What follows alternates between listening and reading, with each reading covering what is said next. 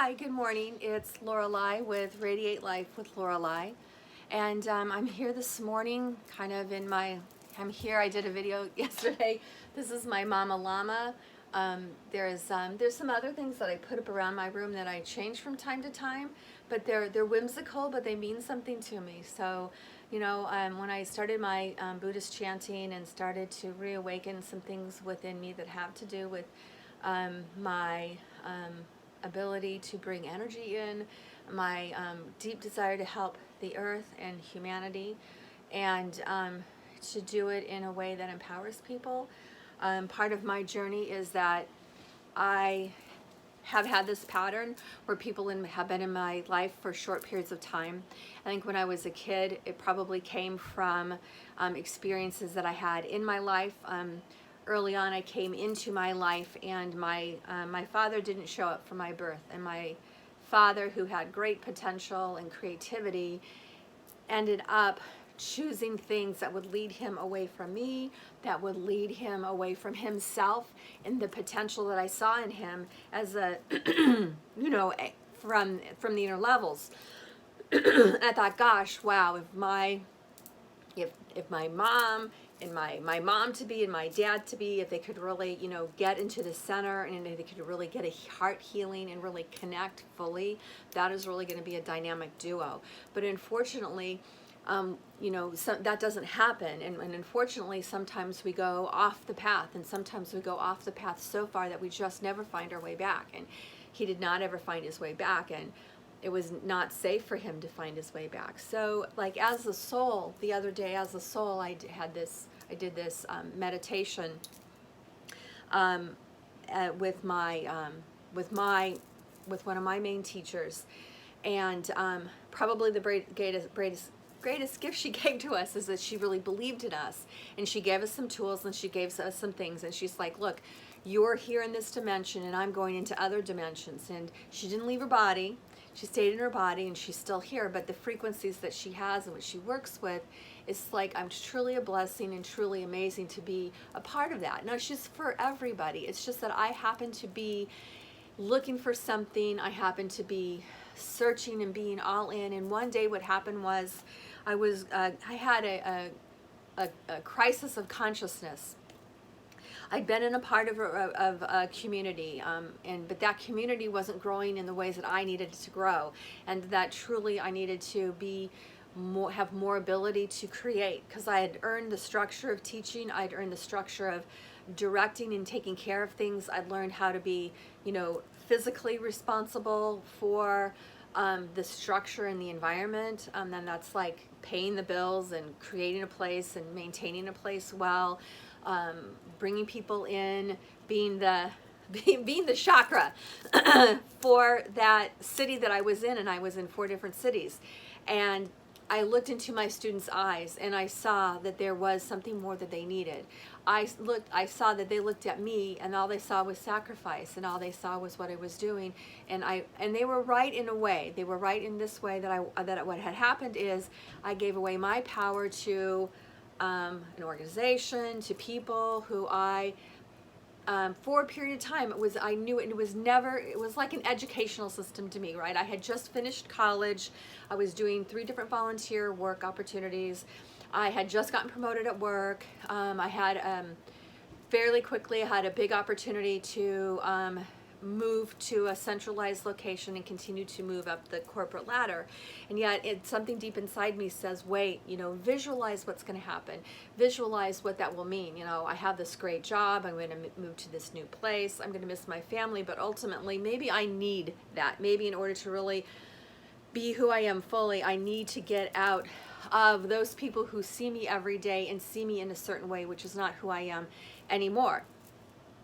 And I'm like, let's just say I have the most amazing partner and soulmate, right?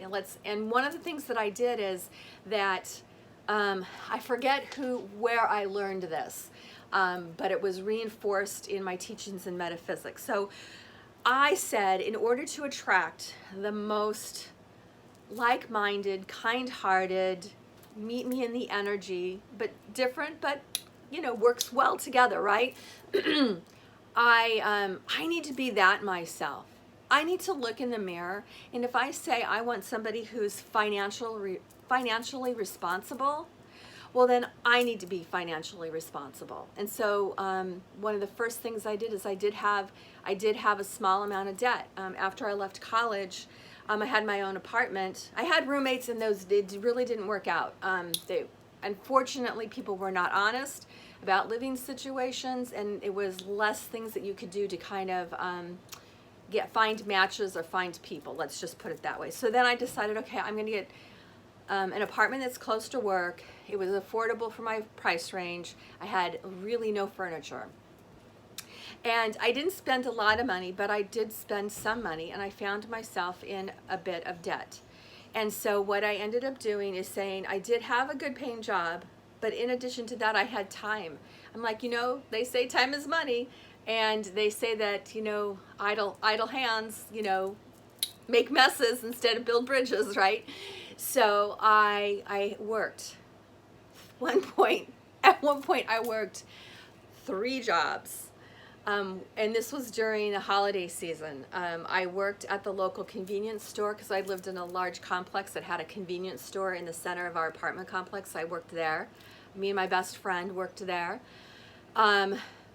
I wasn't going to go out drinking and doing other stuff. I really was committed to finding my way. And so much of when I was growing up, the social scene was always focused around drinking, and it was drinking and dancing. And I loved to dance. And I would go and I would have some, drink soda or whatever.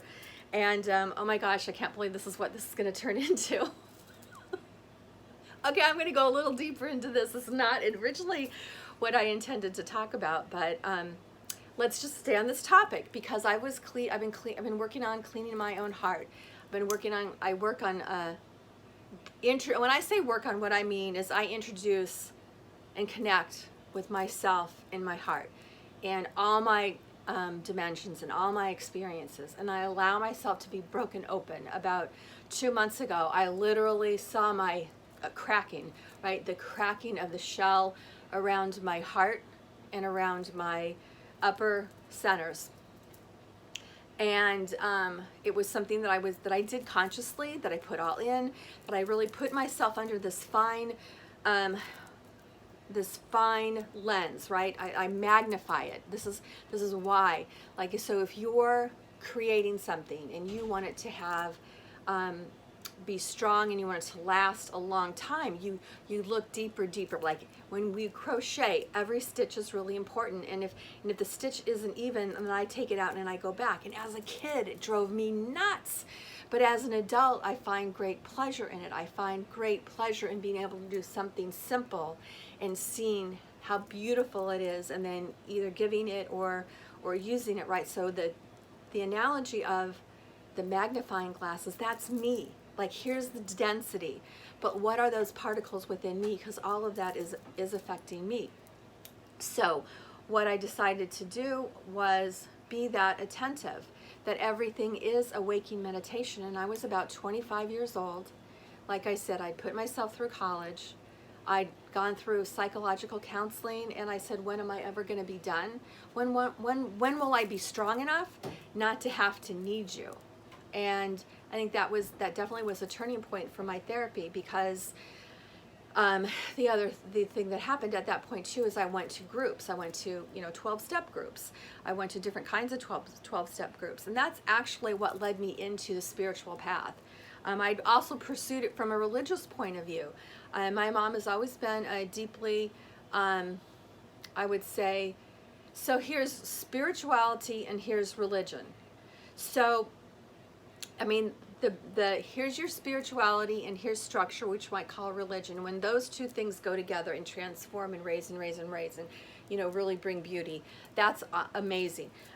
There are a lot of structure that is structured religion that does not help the individual spirit to rise to a point, but then what takes over is the religion is everything, and the individual feeds the religion, and the religion becomes something that is on its own, and it can go in whatever direction, right? We've seen a lot of religion or a lot of groups that have had individuals who have had their own agenda, and they've used the power of the group, the power of the religion to pursue their own agenda. And then when it doesn't get resolved for a lot of reasons. So let's just say that. So if we've had any of those, what happened for me was I was pursuing religion. I wasn't really sure about spirituality, but I had inspiration from a lot of different sources. And I found inspiration in religion matched up really well. Well, there came a point in time where I did pursue my religion. I did pursue pastoral counseling, and those things didn't do it for me. And actually, this is way before. I mean, this is like more than 25 years ago. What I saw within the pastoral counseling was not really addressing issues, and at that time they were not addressing issues of abuse. If there was abuse going on in the home, the way that they were handling it was saying, do Hail Mary, ask for forgiveness, give forgiveness. I mean, that was it. I mean, there wasn't a lot more that they were doing about that, at least in my experience, in my area, at the time. And so I continued to pursue religion. I continued to be of service to religion. I continued to pursue Girl Scout leadership. I continued to pursue junior achievement volunteer. I worked in a women's homeless shelter. I worked in an animal shelter. Any kind of opportunity that ever came up to be involved in volunteer work, I did, because I had something inside me that I was needing to fulfill. And so I was looking for all these ways.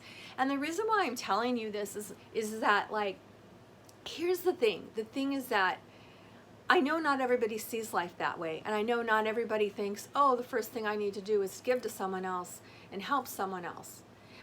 But that's just the way I've raised. And if you want to move along this pathway, if you want to be a part of the community, or just come in and visit the energy, I just want to tell you that's what drives me, right? And that I've seen that you can serve that takes away and depletes you. And ultimately, that's going to take away and deplete the other person, even people or group or whatever. Because if that's bad mojo is bad mojo, right? They say there's money comes in many forms, but there's ill-gotten gains. So if there's money, and there's those things that you do, clean, pure hands, as one shamanic way would say, and ill-gotten gains. So here's money. And if people just see money, money, money, money, money, SpongeBob, Mr. Krabs, money, money, money, money, I like to bring a little humor in there. I think about him, money, money, money, money, money.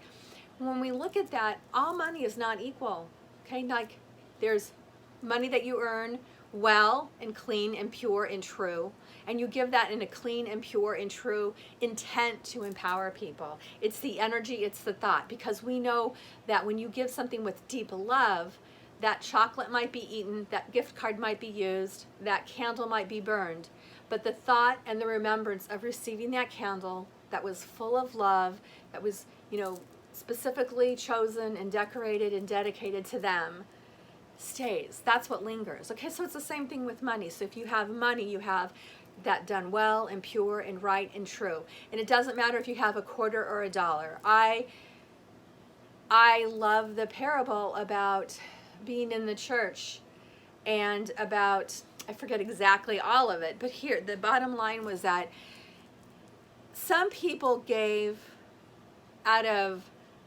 just, it was easy to give. It's easy to give. It's the cherry on my whipped cream. I'm not going to miss it. I may not have even needed it. It's a little bit of an energy. It's a pittance. It's not very mindful. It's not thoughtful. It's just automatic.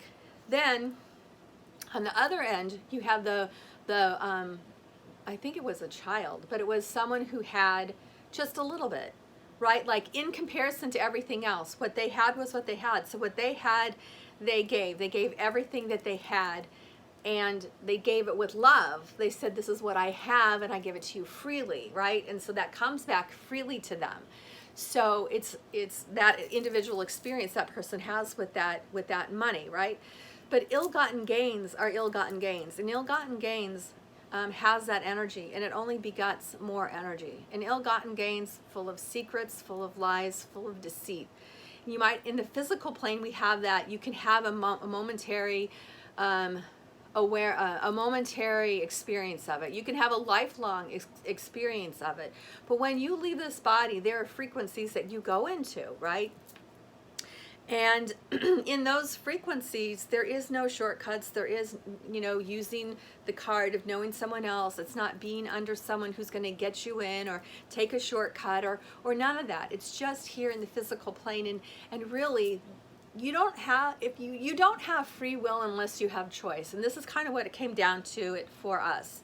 And it even came down to the point that we really had to value the bodies that we have here, and that we have a direct impact, not only through our senses, but then also through our energy centers and our higher centers. And that's really where the freedom is. The freedom comes from being responsible. Freedom does not come from putting a pause on responsibilities and waiting things out, waiting for other people to do things and create things. Because this, to me, this time and this timing, 2020, what that really means to me, now that we're really moving through it, and it's what we make of it, okay? It's not that someone else is telling us this is what it's going to be. It's individually, what are we going to make of it? And I'm still in the throes of raising kids, and it's still, amazing to me that I have a 6th grader, a 7th grader who are going through this. What is their life going to be like? How is their life going to be transformed? And I have my oldest is getting ready to graduate high school and go to college. But the amazing thing to me is that in so many ways, the things that they have thought about for themselves since they were young, all of those things are true. All of those things are possibilities, right? So I just want to say there is a difference between money as energy, the pure, the true, the clean hands and eyes and heart of money, giving it in a way that respects yourself and respects another. That's my path. That's what I want. I will say this, though, I do have, of course, I have teenagers, and they're like, why? Why are we honest? Why do we do that? It's like, okay, don't be honest with me, right? Be honest or don't be honest, and let's just see how that plays out. And it's not that I'm going to do any punishment. It's that they will have their consciousness understand what it feels like to do one or the other in such a way that they can get it while it's small or not, and that they've come here for these lessons, and I'm here to supply the buffet. But certainly in being a teenager, more than ever, it's walking your walk. It's walking my walk. It's walking my walk in partnership. It's walking my walk in community. And it means that I'm ultimately responsible for that. So I want to talk a little bit about that even no matter what amount of money you have, in my book, it's better to have a certain amount of money and have it clean and pure and true than having money for the ill-gotten gains, right? Or receiving money through ill-gotten gains. Now, I'm not going to go into the definition of ill-gotten gains, but I am just saying that's something you'll have to discover for yourself. You have to discover where your truth lies. You'll have to discover how much of that, how deep that is for you, and how wide that is for you, right? What's your personal accountability? How do you live your life in a way that's like that?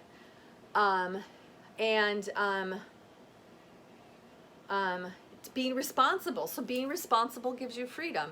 Being able to have your house and security met, having good, clean, pure food, having clothes that you love, but not too much, right? We teenagers, like, they're getting their own style. We're going through a whole thing about, I've always loved to wear whatever I have, I love to wear, or I keep it, or I move it on, or I donate it, right? So, and I keep that fresh. And it reminds me every time I go to buy something to put a pause for a moment and say, what does it feel like to wear that? Where will I wear it? How often will I wear it? How does that fit with what I already have in? And most of the time, I'm in a place where I have a set wardrobe. Fortunately, I like change, and we have a lot of different seasons here in the Midwest outside of Chicago, and so I get a lot of variety. But here's the point, is that I'm to the point where I'm like, okay, there are some things that I'm needing, and there's some particular things that I like about it. So when I'm thinking about what are the attributes for the kind of clothes that I want, what do they look like, what's the shape, what's the color, what's the texture, pockets, no pockets, zipper, no zipper, what's the outline of it like, and all that. So I have that in my mind so that I know when I see it and I have my price in mind, I buy it, because I've done this over and over and over again.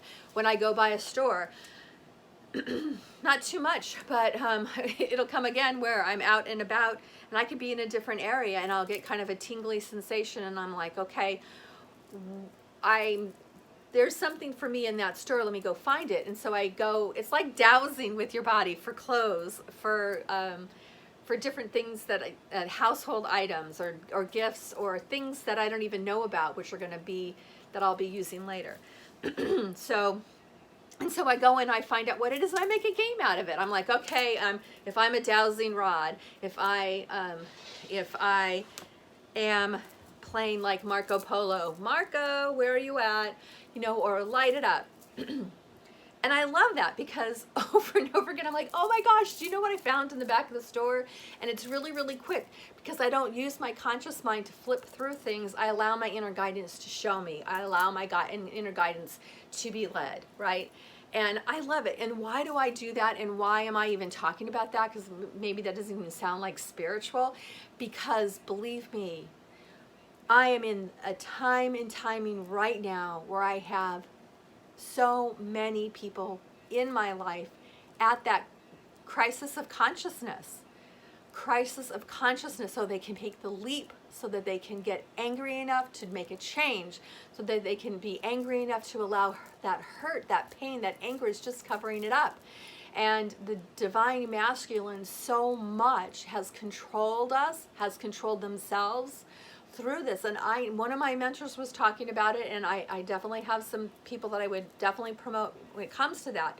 But it is absolutely what I'm seeing. The divine female, for a long time, we've been really working on this, and we've been empowering ourselves. And the divine feminine, the divine masculine are part of who we are. It's not like two separate. It's just that bodies have different polarities. And sometimes those polarities can flip as well, right? So it doesn't mean that, because I'm kind of getting over my head, I didn't mean to do that, but I just wanted to say that this divine masculine aspect is really hitting some people who've really put more energy in and more of a commitment around their persona. And it doesn't matter what body you showed up in, it's what energy you relate to. That's how I want to say it. It's the energy that you relate to. Now, beyond that, we all know that each one of us is masculine and feminine together, all right? So then there's that aspect of it. So when you think about that, it's that masculine aspect that wants to push, and the heart is like, okay, this is the time for that. The heart, and the gusto of the power. So the feminine heart and the male energy to create and move forward come together as a dynamic duo. Now, otherwise, the power and the might overpowers the heart, and the heart is shut out, and the heart shuts down. But the heart doesn't give up. So there's this pressure of, I'm going to do it this way. I've always done it this way. I have a hammer and everything is a nail. And the love energy, that heart energy, is really coming through and pushing and pushing and pushing. And the divine energy has to keep pushing it down in order to kind of keep this balance. But it's going to happen. And when it does, it is going to be amazing, and it comes through in amazing ways. But it has to be the surrender. It has to be less mental, less driving, more thoughtful, more heart, more loving, moving into the purpose, moving in understanding, why am I so angry? Moving into something that, how about, what do my dreams mean? What if I meditate more often? How about, what if I do random acts of kindness? What if I just allow myself every morning when I get up to remember love and loving, to be love, to be loving? What if I woke up every day like that? What if every day I lit a candle and I said, I am deeply grateful for this day. I'm deeply grateful for what I have. Because if you think about it this way, in order to preserve, you have to create with what you have. So appreciating what you have.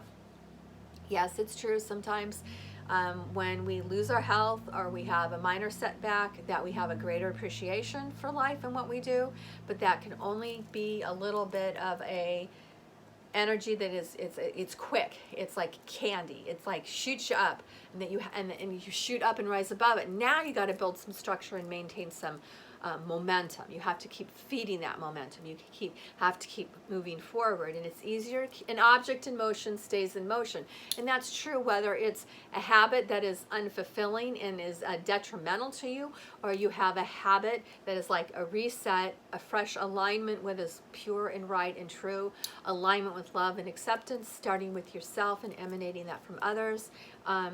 Learning when you need to really dig in, learning when you need to step back, and learning when you don't know what to do. So you're going to have to lean in, and if that doesn't work, then you have to step back.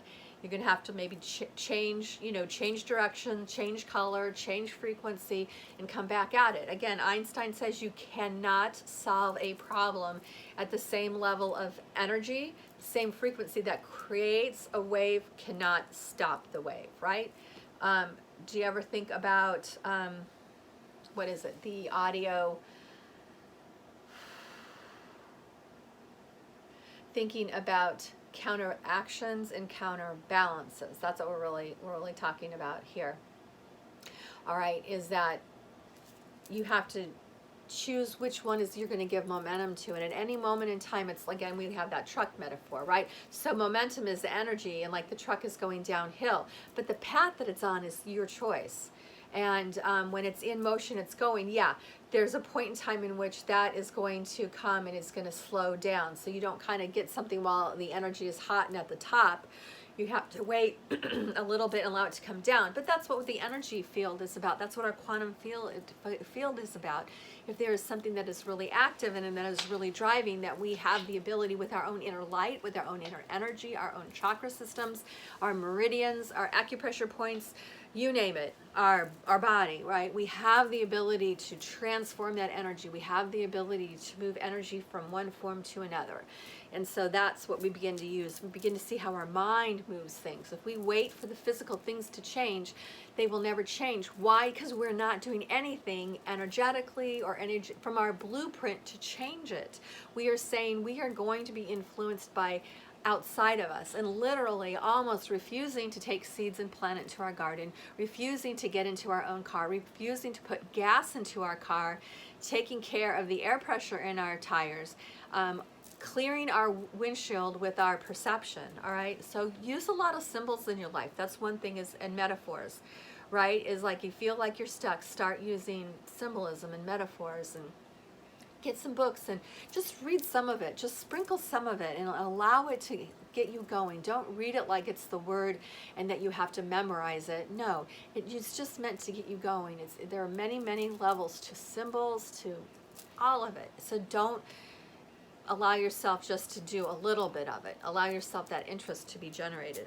Okay, so the last thing that I was going to say is I did bring some show and tell. So even the simplest thing like lighting a candle. I have lots of candles, and one of my mentors this last year, she really got me back into this. I've always loved the ritual of lighting a candle. I haven't been able to get to my local Hindu temple in a couple of years because I'd hurt my foot, and you could only get up to some of the temple places on this really huge stairs, and my foot could not take it, and both my feet actually couldn't take it. You have to be barefoot. So I wasn't strong enough to do that, and so I had to start, watching on live, and I had to start doing my own little rituals at home more. I've always done prayers and that, but I haven't done a lot of like ritualistic things like lighting a candle. So we've been home and we've been having fires, and amazing fire burns and cleanses your emotional body without you doing anything else. And if you want to write some things on paper that you want to release, and then write some things on paper then that you want to manifest or you want to materialize, that you want to build, create, be in partnership with.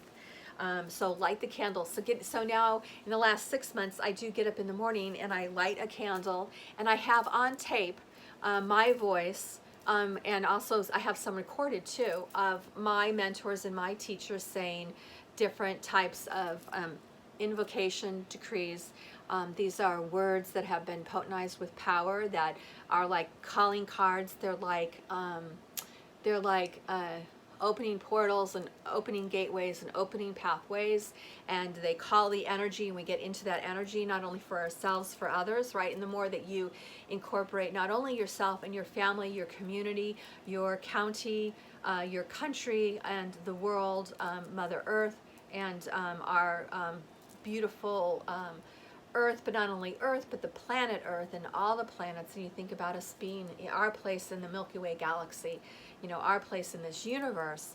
And the more that what you do here ripples out into those other places, the more the efficiency of the energy is going to come to you, right?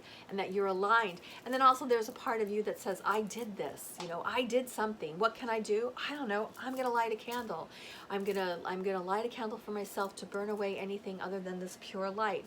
And I'm going to send this light to my family and my friends. I'm going to send this to people in my community. I'm going to send this to frontline workers. I'm going to send this light to Mother Earth. I'm going to send this to, you know, the water still needs our help. We're going to send this energy to the spirit of America. I'm going to send this energy to, you know, the peace poles throughout the world. I'm going to send this to the chakras of the earth, right? I'm going to send this energy to those who maintain and activate and guard those portals of energies that come into our world, right? Whatever you feel you're led to. Some of it is things that you always connect with, that allow that to change, and allow what you say to change. The structure is you show up. The structure is you light a candle. The structure is right now I have some invocations that are really powerful, but I know that they'll be shifting, and I allow that to shift. That's the difference.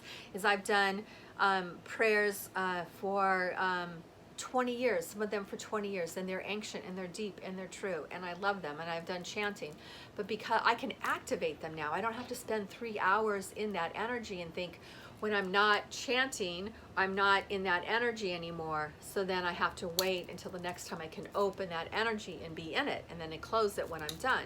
No, what happens now is that energy is a pathway, and it's like that candle light, that pillar of light that comes up. It's activated, and this is what I think a lot of comes to me too, that a lot of people are talking about, is that this morning I've been was thinking about, there are some things in the inner levels that we created in the last 7 months with myself and with other people, and we learned an aspect of bringing in our Atlantean technology, right? And my husband and I, you know, we have this huge Atlantean connection, and we've had some of our own insights, and then we've also had some other people that we trust with intuitive insight that really helped us come together during this time and activate those things and what we're here to do and what we're meant to do, and will we do it, you know?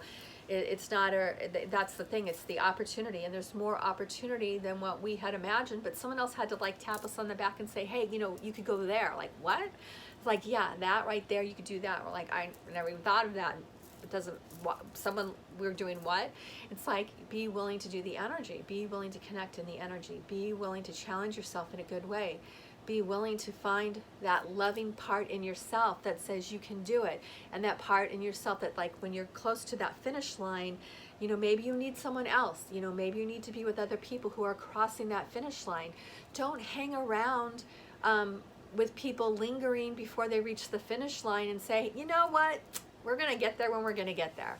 You know, that's fine, you know, that whatever they want to do, but I'm just saying, you know, keep going. Find another energy, find more alignment.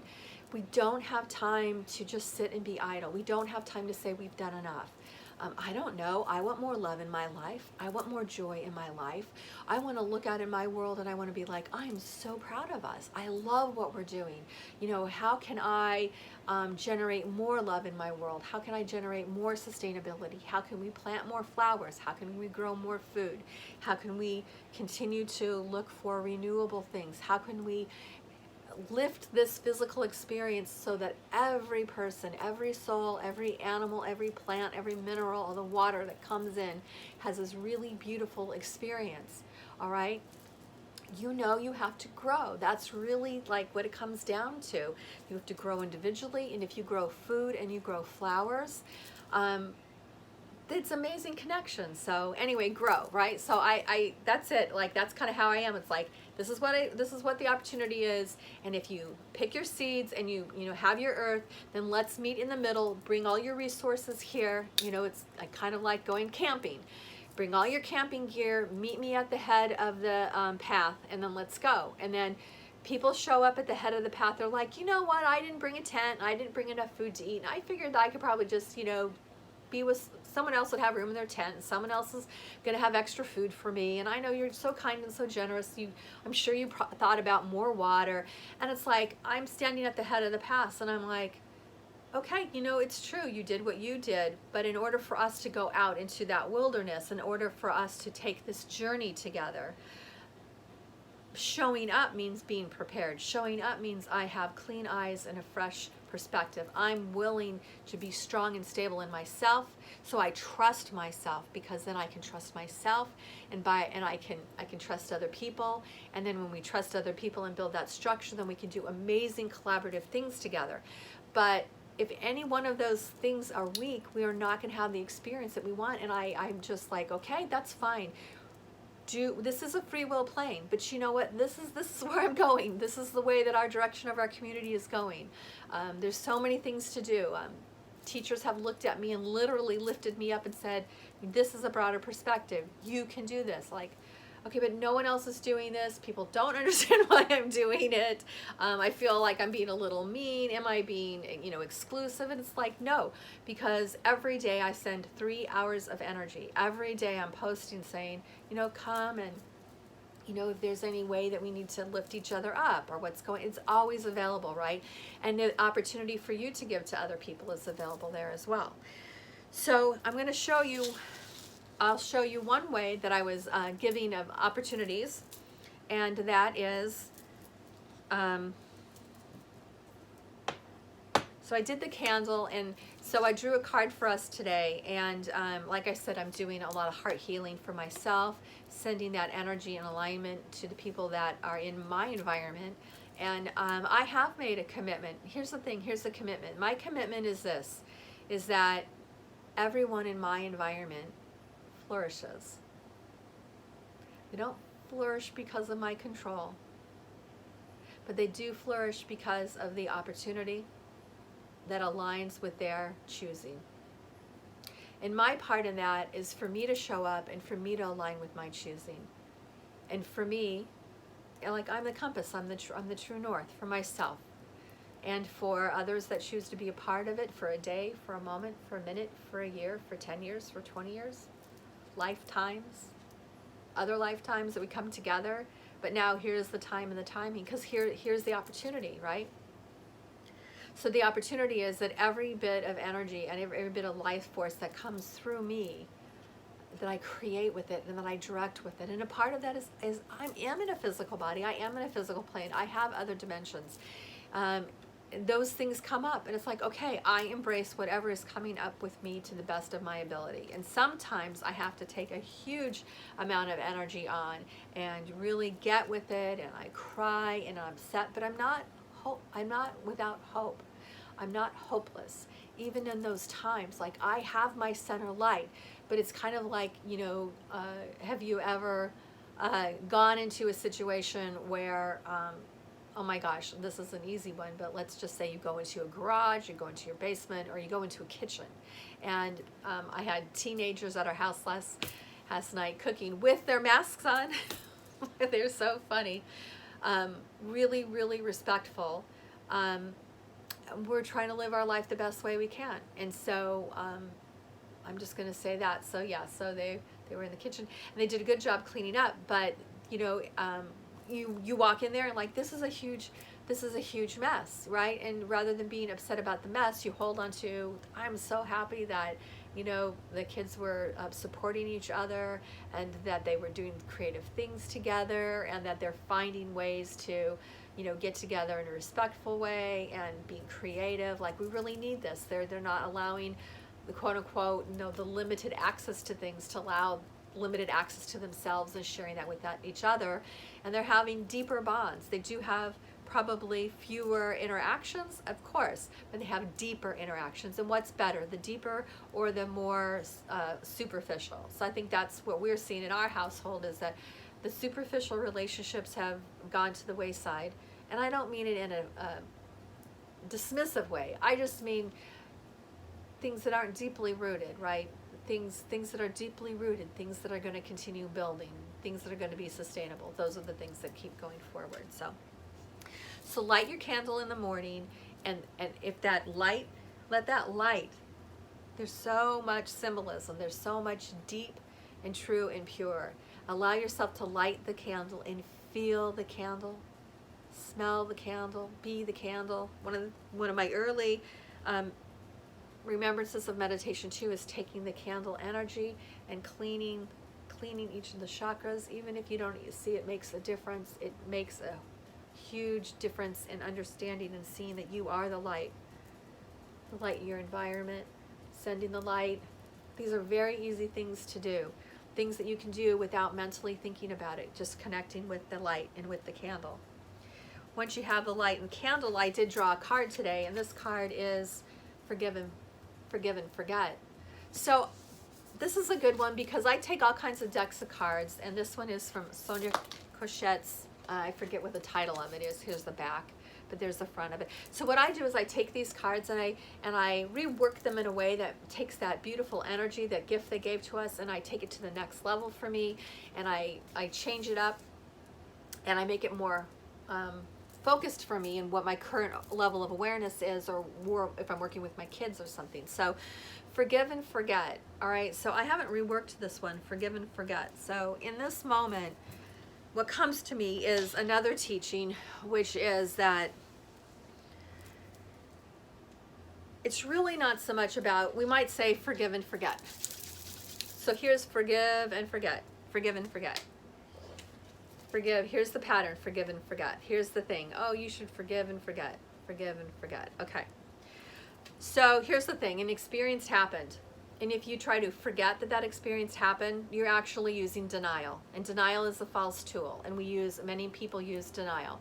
And as a way to keep the energy down, as a way to kind of calm our consciousness. But it builds, it comes up, and it's like we're driving down a road and something pops open in front of us. And it's like, hi, you tried to forget about me, but I just went underneath and built up more pressure. So now here I am. Am I a flower or am I a disruptor? All right. So if you forget about it, that's what happens. Go ahead and forget about water boiling on the stove. It doesn't stop the water from boiling on the stove, but it will create a mess, and it will continue to generate something until we take care of it, right? It's very much like that. And forgive. So this is the way that I look at it, that it's more about, it's recognizing this.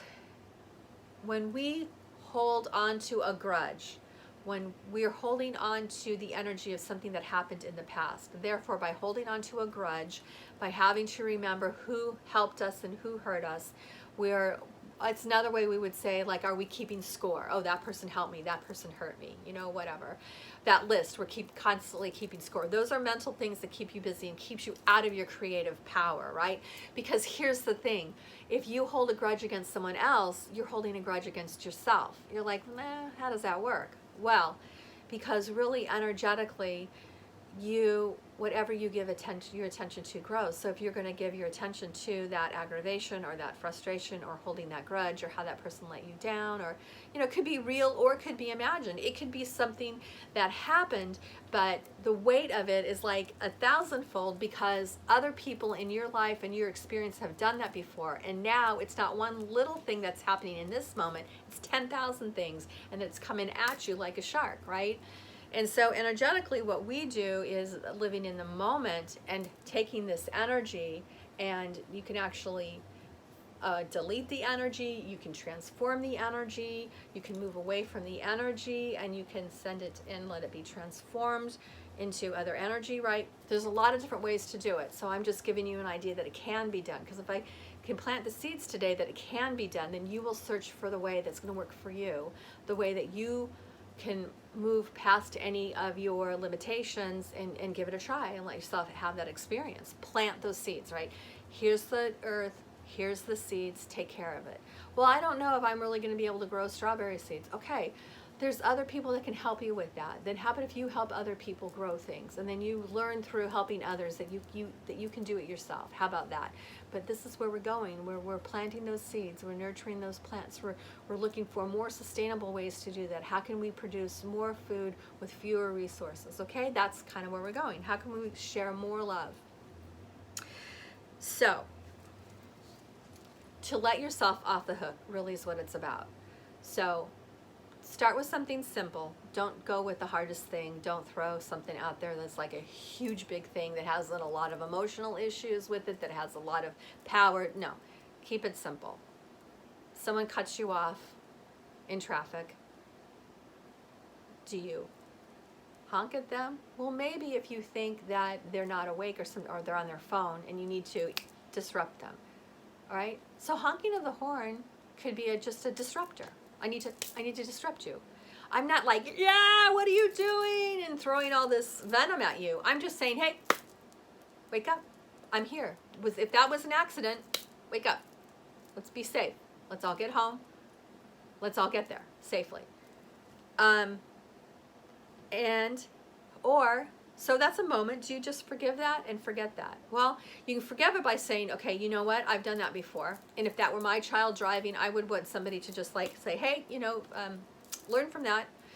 I wouldn't want somebody to send all their venom, right? People take out on each other. We've seen road rage. And can you let yourself off the hook? Like, yeah, I've done that before. I'm going to let that person off the hook by sending a blessing, by sending love, and right thinking and right action. So I'll say that one big thing that comes up around this forgive and forget is that we are responsible for the energy that we bring, only what we bring to it, and cleaning that and knowing that what we brought, we cleaned up for whatever reason, right? So don't, as they say, don't attack the messenger. Receive the message at your doorstep, but don't invite it into your house until you've decided what you're going to do with it. That's having a boundary. That's having a standard. This is why we have the light. The light reminds us to keep it up and keep it growing, right? So when you have that light and the light of your own awareness, something comes in, it's at your front door. You have a receiving area at your front door before it even comes in. What happens is if we don't have boundaries, or we don't respect other people's boundaries, we don't respect ourselves, we don't respect others, we don't respect the earth, we don't respect animals, then what happens is we don't have these boundaries, and everything is constantly coming in. We don't have a receiving area that allows us the awareness of what's coming in. And it is very much like your house. And if you staged everything outside your door, blessed it, cleansed it before you bring in, which is a part of what we teach in Feng Shui, then you bring it into your house. Then you reset your environment. And then you play your chanting and your mantras, and you light your candles, and you say your prayers. And you have your beautifully empowered pictures of nature and things in your house, and you reset your house, and you incorporate that in. Let's say you take a piece of furniture. We do this a lot. We do recycle a lot in our neighborhood. People are, especially when we moved in 5 years ago, we were looking for little things like lamps and chairs and furniture until we had a time to put more money into doing that. We're saving the money to do that. And so we would go and know where it was coming from. And even with that, I would sage it. I would say prayers on it. I would also put sacred symbols in it, underneath it and around it. I would make sure that I had everything set up where it was going, and the energy and the flow was great, and then we'd bring it in and we'd set it up. Okay, so you have to, more mindful you can be about. That is a good engagement of your mind. That is a good way to focus and concentrate your mind as well. So that, where does that go? Well, that goes to that energy, that hook, right? Even a hook. You can bring in someone else's energy. Into your room unwittingly. Now, maybe that couple was fighting in their house and they're getting a divorce, and that's why the furniture is going, or somebody really didn't like that furniture and just like really was like every day they saw it, it was just an aggravation to them because they just couldn't stand it, and so every day they like project those thoughts to it. Well, believe that or not believe that, but if you bring it into your house and all of a sudden you see there's a lot of disruption, it's like when you get to that finer level, you're like, you know what, I'm not going to wait to see if there's a disruption. I'm going to go around and I'm going to bless and set and cleanse in that space. So that's kind of what I do, like especially with my kids. It's like, okay, I know that I'm cleansing the environment and I know they're in the environment. And as they get older, those chakras, the first chakra, second chakra, third, those are things that they're moving into. And it comes to me now that probably going through some of the models of moving through that with the chakra system and what's going on now would be really beneficial for myself and for others to understand what's going on within these huge energy and all this hormone being dumped into this energetic system. And oh my gosh, what a crazy explosion that can be, like a flower of confetti or a flower of volcano erupting, right?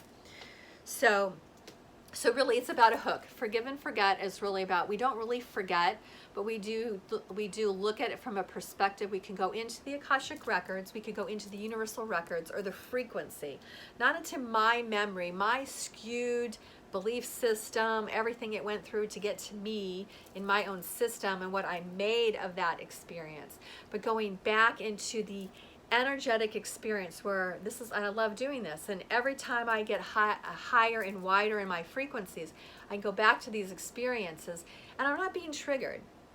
I'm being shown a new level of awareness, and I go back to something, I'll be shown a new level of awareness. I'm like, well, it's not a trigger. It's like, yeah, there's a meditation that I just did this week. It said, go back and look for this hurt. I'm like, there isn't a hurt in there.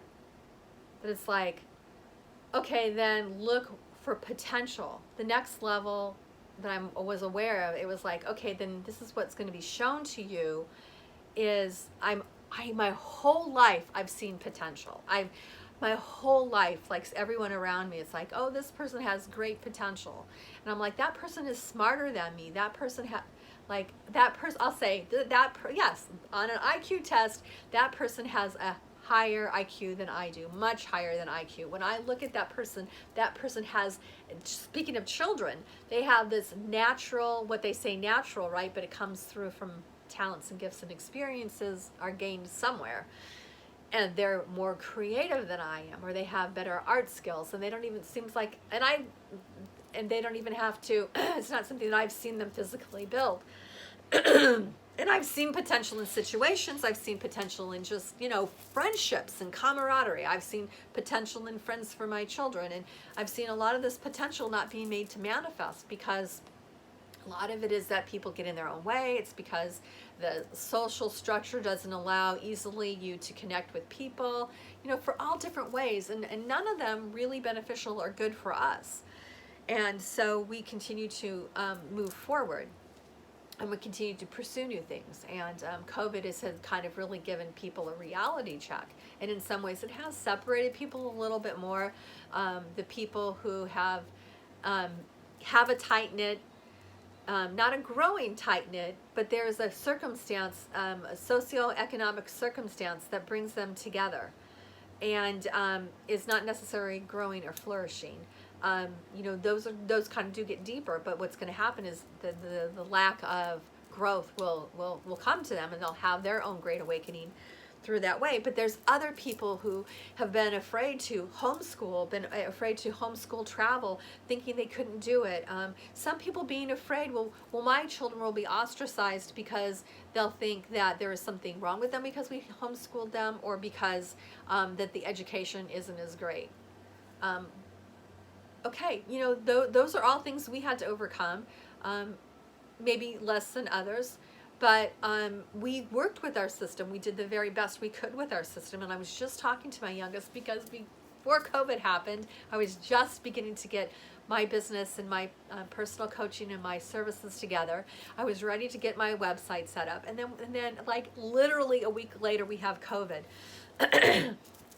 And so I was like, wow, I'm gonna have to like change what it is I'm doing, but I'm not leaving behind. I know this is just this. There's something about this experience that's going on with COVID, which is gonna inform me, make us grow stronger. It's like that Groundhog's Day.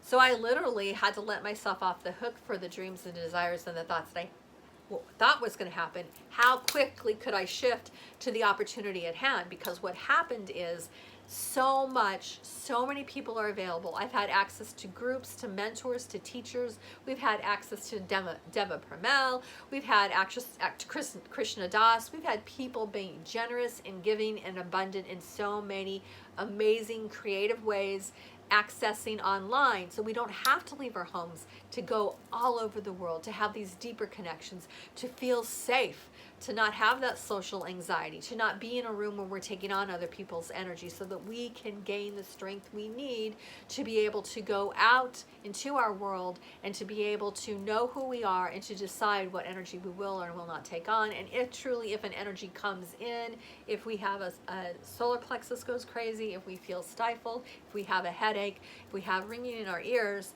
we have a deeper connection of where this is coming from, like never before. So that's what we've been doing with it. That's the great opportunity. And so how quickly was I letting go of what my expectation was and moving into the opportunity? And it was pretty quick because it was like obvious. And it was like, okay, not this, but this. Okay, here we go. Let's dig in. And it's been worth it, but it's every day. It's like a crisis of consciousness. Every day it's been a life review. And we're not done yet. we're not done yet. So I showed you the candle. Let yourself off the hook.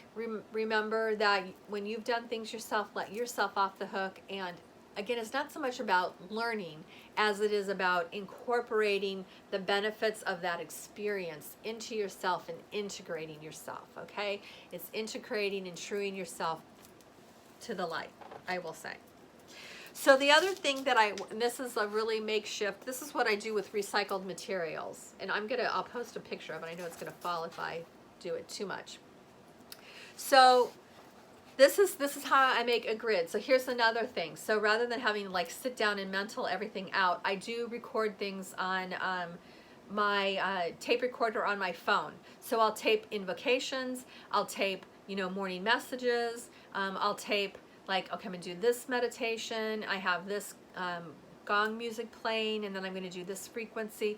And what I do is I put it on, I record it, so that I know in the morning it's 30 minutes. Now, if the kids come in and they need something from me or something pulls me out of what it is that I'm doing, I press pause on my recorder, I go back, handle what I need to, and then I come back, set myself back into my alignment, and then I press go.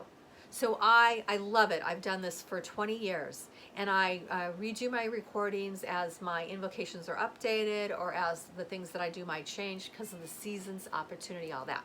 But I do want to tell you one of the things that I had a teacher when I first started learning shamanism. They told us, and I didn't understand this because I hadn't really connected with crystals and all that yet.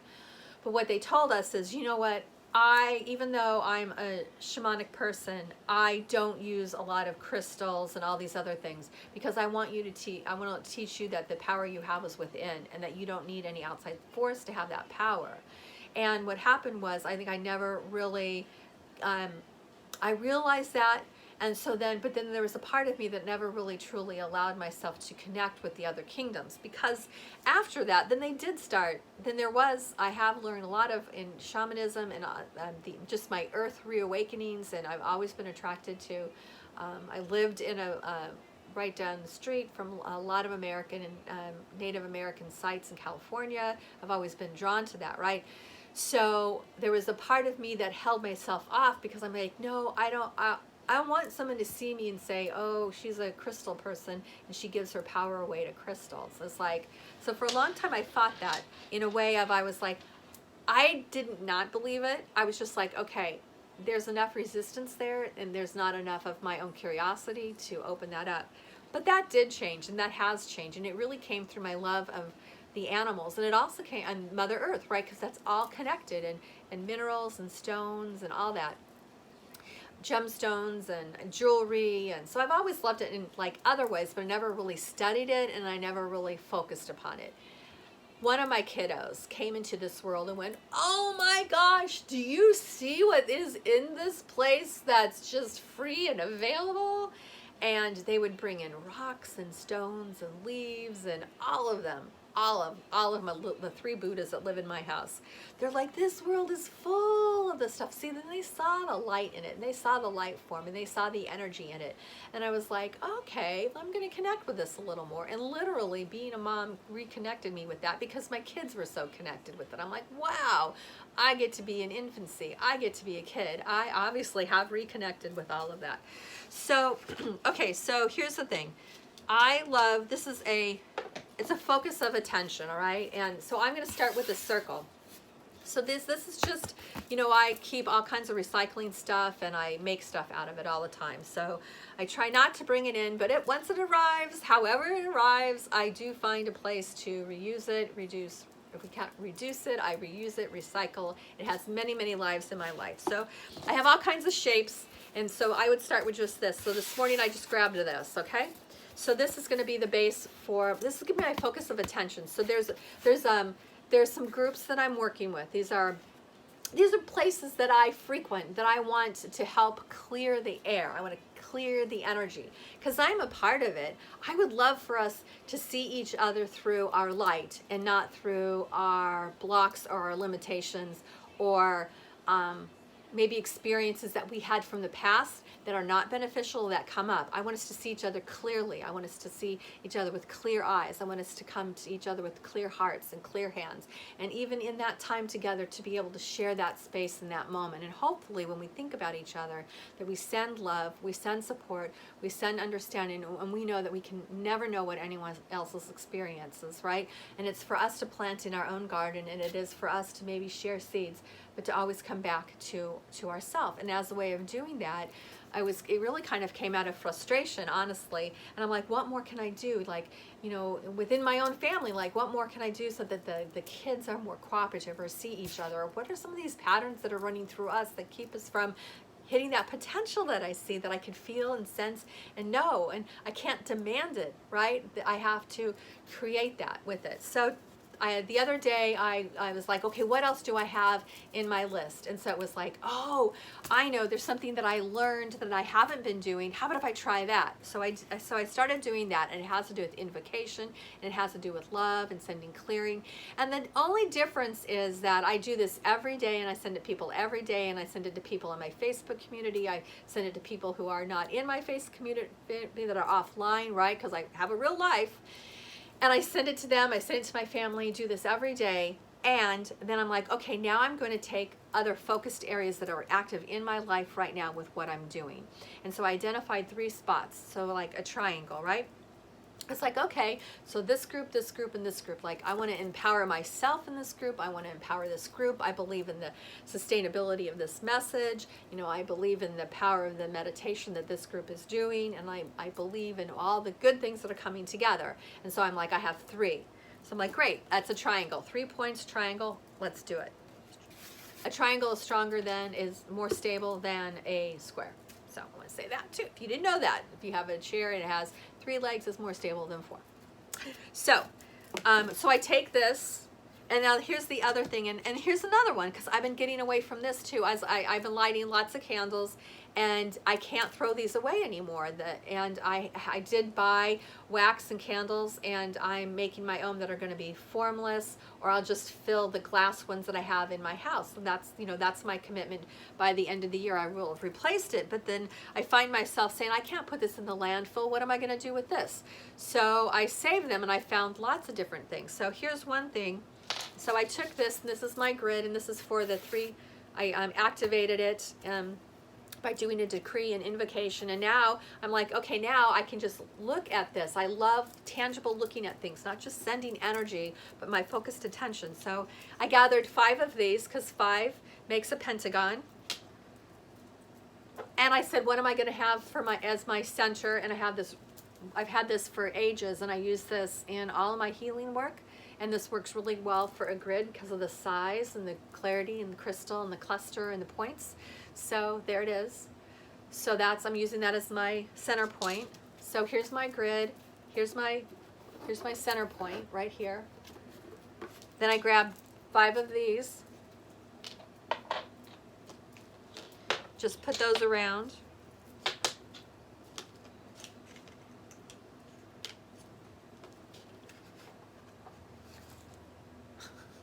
See? Can you see that?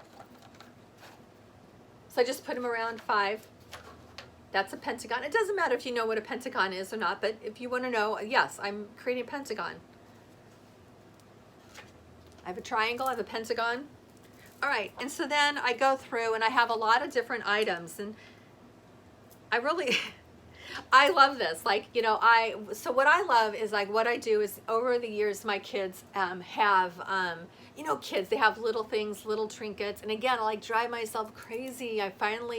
This has gotten us over the little trinket thing, I hope, you know, because there's so many little tiny things that drive me crazy, and there's no need for them in our world, all the plastics and all that stuff. So anyway, let's get rid of that. Let's put that on your list to get rid of that, and replace it, reduce it, reuse it. So, okay, so here's one of the things that I love. So you know, pyramid power, like I have people in my life that are like pyramid gate maintainers and portal maintainers. So I connect with other people. Now I haven't gotten a lot into pyramids and energy enough that it's empowered, but I have other people who love that, and so I connect with them in their meditations. I stay connected when they're doing global events, and because they go deep and far, and so I connect with them and they connect with me, and that's how we maintain that energy, because there's no way I could do everything in the world that I love, but I am committed to focusing on the things that I do love and bringing them more structure so that we can have more flow. Okay, so anyway, I did get this from my the store at one of my teachers, and I love it, and I'm like, this is really a nice size because you could add this to a grid. And so this morning I'm like, I took this and I was asking, what am I going to use to activate my grid? There's 5 aspects. So I'm like, no way. My pyramid fits in here and it's a part of it. I'm like, I love that, right? I love when those things come together. So I do keep these things, they're symbolic, they're meaningful, and I use them with my grid. So you'll see. So this one is the pyramid represents the inner circles, and it also does literally represent the power and universal laws found beneath the pyramids. There's so many things this represents, but I'll put it here and I bring that energy into our grid. I've activated, I've called it in, I've empowered it. Now I'm setting something in the physical that will help me bring all my senses to it, and so that I can say, activate this, and I'm working on this and clearing on this, and any messages that I need to receive, any energy that needs to come in, this will give me a focal point, like a calling card, and talk to me. I feel it calling to me. I feel if it's activated. I could use my dowsing tool to see if it's fully activated. I water it like a plant with energy, and that's music, and those the gongs and all that. So that's the other thing you can do with it. Also, too, instead of a crystal, you could light the candle. And okay, so then the other thing is amethyst. So then that was the other part of this, as I was activating this with the amethyst. And again, there's a lot of things that go with that, but for now it was amethyst. The third thing is all these groups are part of Planet Earth and Global Healing.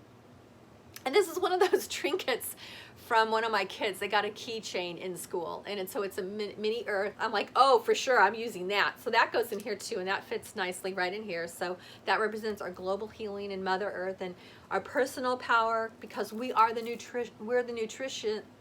nutrients of Mother Earth. Are we a beneficial nutrient? Are we a depleting nutrient? You choose. I choose nutrient.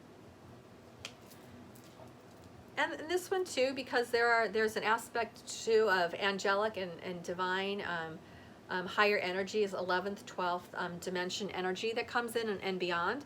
So I love this, my angel here in the heart. So she called out to me. I'm putting her here. And that's also from a loved one of mine who's now in spirit. And then here, this one, I love this one too, because this is petrified wood, and right in the shape of a heart. So then again, that's earth, that's the trees, that's so many things that are all a part of the deeply rooted, growing strong, the whole metaphor about the tree. And actually one day, very early during COVID, I was out, and I live in a lot of trees. Like, I live in a tree house. Our house was built by an arborist, right? One who takes care of the trees. And I was really, really, really struggling. And honestly, the thought that came to me was, you have billions of friends in the trees. And I've always loved the trees, and I've always taught my kids, we go out and we feel the tree trunks, to feel when the energy of the trees starts going down in our area as they start to go dormant or start to sleep. That I love to feel that energy, and we've had some amazing pictures that have come from that as we go through and be with the trees. And as I teach them, especially when they were younger, it was a lot easier because we could go out and feel the trees. Teenagers, not so much, but they remember it. They remember it, and they do things, and they may not tell me those things, but it's still there. So anyway, so there's the heart. So that was the fifth element. That's it. So now I could take a picture of it. I could print that picture. I could put it in a book, and I could just flip through it, and I could be like, have an affirmation or an invocation and what that group is in my intention, or whatever can be brought through, so that we can work together for our intention for Mother Earth, for the energy here and the inner secrets and ancient wisdom, for our divine alignment and the violet flame, the lilac fire source, for the trees, for Mother Earth, for the wood element, for the angelic and divine element working together, right? So I can just even go through that and then do a meditation. I could do a clearing. I could do a blessing. I could do a meditation. I could light a candle. Whatever it is that I feel to do, it could be something different every day. Set a timer, 6 minutes. If you have 6 minutes, it's a powerful kind of a push. It's an energetic, like, inner injection. We did in training in soccer and in volleyball too, we did wind sprints. And wind sprints are those small focused packets of energy, pure potential energy, focused in a quick manner, efficient, focused, powerful. So if you set a timer for 6 minutes, like someone says, oh, I need help right now, or one of my family members is ill and we don't know what's going on, set a timer for 6 minutes, put on some music or chant, get into the center of that energy, light a candle, get into the energy of that candle in 6 minutes. Align with that energy, however you do that, whatever method you have. It doesn't matter how you do it or what you do it, because I love all of it. If you're willing to pray, if you're willing to send energy, if you have a mantra, if you love flowers, if you love water, whatever it is, like I love receiving all the different avenues, because we're all going in the same place. That's my vision, is that we're all coming into this dance, this ballroom, right? And we're in this ballroom, and I'm creating the structure of the ballroom so that no matter what method you have, you don't have to be in your small group because you do this type of meditation or this type of modality, or because you connect with this religion or this ascended master. If you want to come and participate in all of this, lifting the light together, then I want you here. And I'll help people understand why we're all here, and I'll help hold that container that allows each individual to be strong. And especially for those of us who are assertive, or we've taught that we have to be strong, but it has to fit within someone else's paradigm. It's like, no, valuing each other, seeing each other in the strength, not willing to come and be wounded because we're not feeling well, because we just didn't want to show up that day. That we have these agreements that we're going to show up in our community, and these are things that we're going to do, and that there has to be some structure to that, right? There has to be some personal alignment that's done to be able to receive that kind of an opportunity. If you were going to work with a world-renowned chef, wouldn't you get into the kitchen and start upping up your skills? Wouldn't you start using different tools? Wouldn't you start saying, oh, this works for me, that doesn't work for me? Wouldn't you say, oh, I'm not really good cooking this particular dish or this particular vegetable or making that particular flavor? And wouldn't you work and work and work until voila, that's perfect. It's exactly what you wanted, and you would use your tools so that you could go to that next level. Well, this is what that's like, because this is what I've done, and because frankly, We need it, and frankly I need it, and I know how to do this. I've had so many other people who have empowered me and individually, but now it's time to come together as a group. It is time for me to step forward and say, it's okay if you don't understand what I'm doing, but be curious about it. If you're curious about it, you come in, hang around, see what we're doing, but you've got to do it. All right, it's going to be really, really frustrating if you just are and then there's a place for you, in this. Believe it and know it. That if you're the kind of person that you really want to really understand it, and that you really need to have a mental concept of it, and that you feel just by watching a video, oh my gosh, okay, this is what my husband was saying the other day. It was like perfect. Okay, I've watched videos and learned how to crochet. Now, I did learn how to crochet when I was young. I have a little bit of muscle memory. I taught myself again when I was in my early 20s, and about stitching. I did crochet because I prayed. I prayed on every stitch, and I made my nieces and nephews lap blankets one year for Christmas. And I did mantra, and I intentionally prayed on every stitch of their blankets when they were very little, and this is when I lived away. And I loved it, right? So those are the kinds of practical, goofy things I do. So then I wanted to learn how to do some more things because I really like to crochet, especially during the winter. It feels really productive for me. I have to create things visually and in the world. Like, that's just a part of me. That is why I love to cook. That is why I love to do creative things in my environment with art and pictures. This is also why I like to write, to get those ideas out of my head and onto paper. And I like pictures, whether it's pictures and natures and word together, that kind of a thing. I love to cook. I love to read something, but at the end of the day, I have to do something with it, so it's a part of me. I get too full, and I recognize that, so that I can pour that out and have more. So that is what I wanted to say about that today. And you can set up these grids. You can make them more complex, but you can even just draw them on a piece of paper. You could also, there's apps for that as well. But I like both. I like, once again, to have this, and then I will just activate it, have 6 minutes. I'll put music on, I'll put a gong on, I'll put a Dr. Jeffrey Thompson frequency on, and whatever I'm felt and led, and whatever messages I receive. Let's not do guesswork anymore either. That was the other thing I was saying. Rather than saying, you know what, let's get together. It's like, you know what, I think every gathering and every conversation that I have, it has to start with alignment, it has to start with the meditation, and it has to start with the prayer. So, I mean, that's it. There's just so much to do, and so much that we can create. And again, I'm raising 3 teenagers. All right, I'm training a puppy. There's so many things going on in my world, and I'm like, you know what? That's okay. If that seems like it's being exclusive, that if you want to be in my world, I want us to meet on the higher levels. I don't want our personalities to clash. I don't want us to have to spend days and days and days together, and then something happens, and then everything else gets thrown away, and we really get to the heart of the matter. I've done that. I'm ready. We know this timing of the world is continue to move forward. So I hope that's helpful. And I will add some pictures to this later.